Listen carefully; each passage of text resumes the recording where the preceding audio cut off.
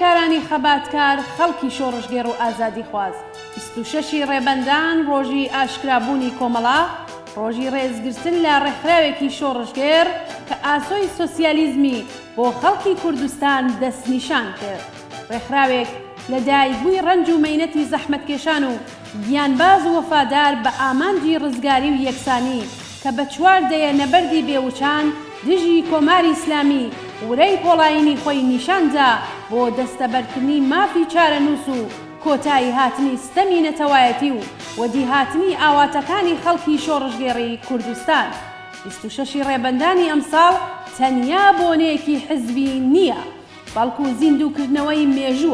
مێژوویەکە کە شاهدی دەدات ڕێکخراوی ئێمە هەل لە ڕۆژانی شۆڕشی 57ەوە لە سەنگەری بەرەنگاری لە مافەکانی ژن دابینکردنی ژیانی ئینسانی و گیانبازی بۆ ئازادی بووە و ئەمڕۆکەیش هەر هاوسەنگەر و هاودەستی شۆڕشی ژن ژیان ئازادیە. کۆمەڵا ڕێکخراوی کرێکاران بۆ خەبات دژی چەوساننەوە،